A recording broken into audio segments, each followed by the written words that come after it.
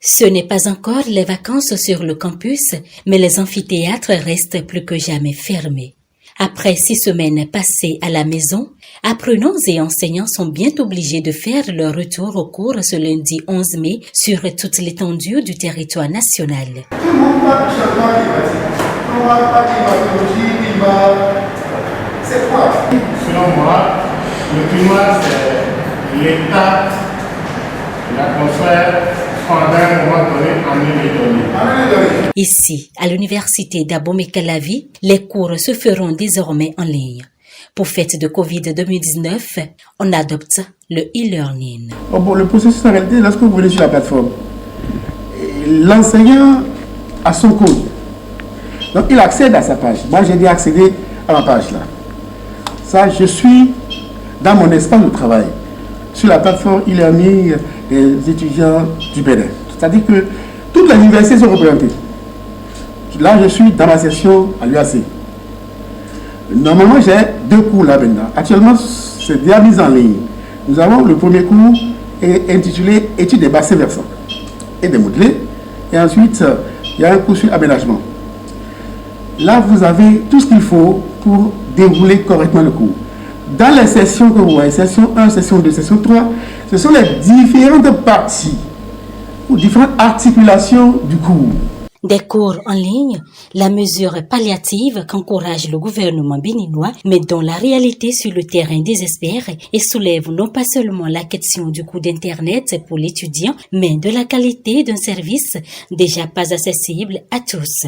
Nous avons été formés samedi, dimanche en ligne. Et les cours qui devaient commencer aujourd'hui ont eu quelques difficultés parce que c'est le début.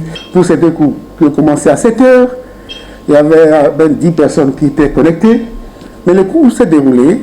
Et par contre, moi, à 10 h, j'ai eu des difficultés parce que la connexion, je n'ai pas pu avoir les étudiants en ligne, d'abord. Je peux me retrouver seul, donc il fallait qu'on relance de manière à ce que les informations passent au niveau des apprenants. Et le mal est que tous les apprenants n'ont pas les moyens pour se maintenir connectés durant 5 h, 6 h de temps.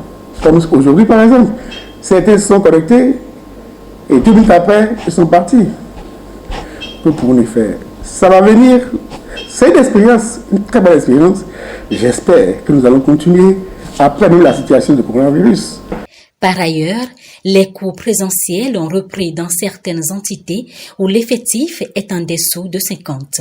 C'est le cas ici au Master Intégration Régionale et Développement. Nous ne sommes pas nombreux, donc chacun a pu s'asseoir à une table décalée, il y a une autre qui est derrière.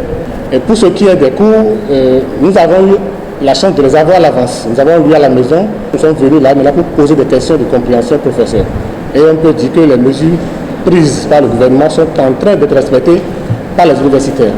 Si la gestion de la distanciation sociale et le respect des gestes barrières est plus facile en master, les stratégies sont tout autres en licence professionnelle.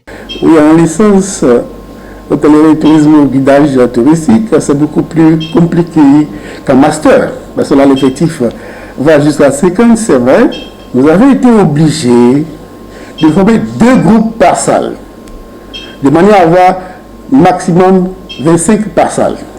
Donc l'enseignant est obligé de dispenser le même cours 2 fois. Donc, ça fait des coûts supplémentaires, évidemment. Situation exceptionnelle, mesures exceptionnelles. Le port obligatoire du masque, le respect des gestes barrières et la distanciation sociale sont autant de précautions prises par le gouvernement pour rassurer apprenants, enseignants et aussi parents.